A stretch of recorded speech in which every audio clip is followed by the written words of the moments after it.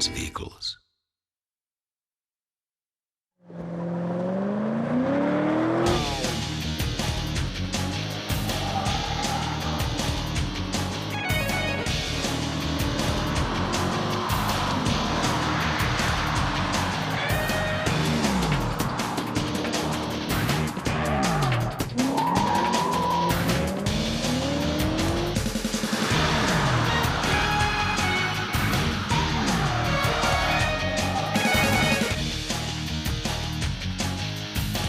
The engine is sophisticated. It's the first time an Australian manufacturer have actually developed this type of high performance engine. It's actually built at Broadmeadows, but it's a quad cam, 4 valve per cylinder. Like it wouldn't look out of place in an M5 BMW or something. It's very sophisticated.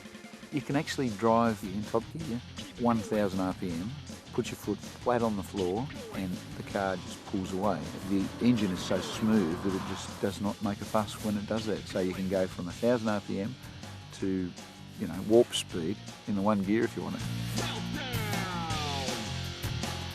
The manual's the more the driver's car, where the auto is, if you spend a lot of time in the city, like I do for instance, I quite honestly would prefer an auto, but it's a very good automatic. It thinks for you as you go along. So if you're a lead foot, it makes the change strategy is different than if you're my mum, for instance, in which case it's very soft and doesn't kick down as much and doesn't hold the revs as long. So it's quite intelligent. The more the engineers developed the new suspension, the better it got, and I have to say it's better than the previous T-Series. It has fantastic wheel control, fantastic camber control, so you don't get all these things going on when the car goes through its suspension movement. It puts its power down incredibly well for a 290 kilowatt engine, and it also gives you a very good ride. For a high performance car, this rides exceptionally well, much better than any car that I've ever driven in that sort of class. A high performance car needs the right wheels. It needs to have the big wheels with the lower profile tyres. That goes without saying. But not every low profile tyre is a high performance tyre. Sometimes it looks good but doesn't actually hold the road that well. The GT, the GTP, Fpv Gt has the best road tyre in the world on it, which is a Dunlop SP 9000. The reason I can say that is because I was involved in some very serious comparative testing on them, and they are, without doubt, the best road tyre for this type of car in the world. The GT comes with a very good brake package, and the only reason that you would want anything better was if you perhaps indulge in a bit of track day activity. Well, then the Brembos are, the ultimate. I mean, you find Brembo brakes on AMG, Mercedes, Ferraris, Porsches. They are as good a brake as you get on any car in the world. The most important thing about car safety is the dynamics of the car. So if you're in an emergency situation, you have to brake, turn, swerve, whatever, that's when people get into trouble. This has got fantastic road holding, so it's got great grip, it's got great steering, responsive steering. It's got a very good ABS system, brake system that doesn't let you lock the wheels, but it's also got a distribution, and I'm not a techo head, so it's a bit hard for me to explain all this, but it distributes the braking to the wheel that needs it. So if you've got 4 people plus luggage, or just you're in there on your own, it behaves differently. There is traction control and there's traction control. The best traction controls don't take the drivability and the fun out of the car, and that is, to my way of thinking anyway, very important. Now, because the GT has a fly-by-wire throttle, as they call it, so it's all done electronically, it allows you to have a much better traction control system than just your normal conventional throttle with a cable that's hooked up to the engine. And I have to say that the engineers have done a fantastic job with this traction control system.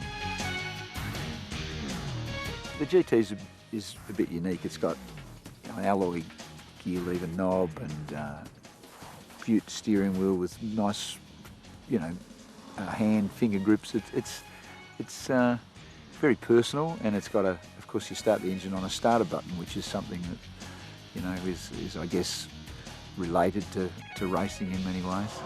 Seating is fantastic. It's shaped such that it holds you when you get the G-forces on you, so you're actually able to hold onto the steering wheel properly and control the car, not brace yourself because the seat's not holding you, and that's very important. That's why racing cars have, all enveloping seats. FPV now is a very important part of the Ford world. It's the pinnacle of the Ford world, and you buy a GT, you get an experience. You don't just buy a car and say see you later to the salesman and never have anything to do with the whole thing again. For instance, every GT owner gets a high performance driving course. It's more of a bonding session with you and your car, so that you get your money's worth. It's only very recently I drove in a comparative test both cars, and within 15 minutes of leaving I was sick of driving the other car. It's hard work, it's jiggly in its ride, it's quite powerful, quite fast, no doubt about that. Anything that's got 290, 300 kilowatts is a fast car. But it was just such hard work to drive quickly. I go back and then I took the GT, and the GT,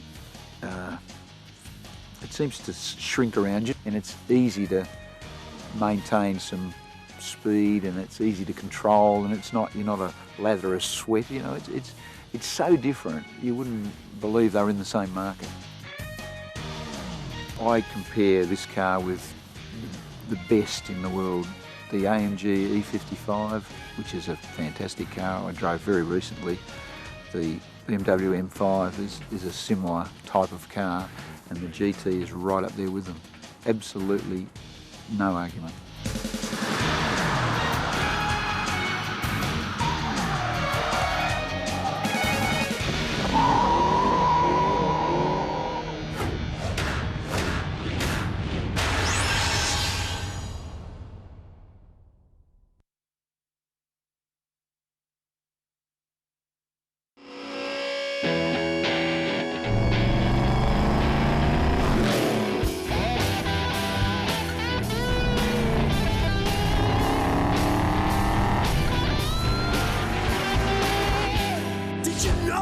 I was born to perform.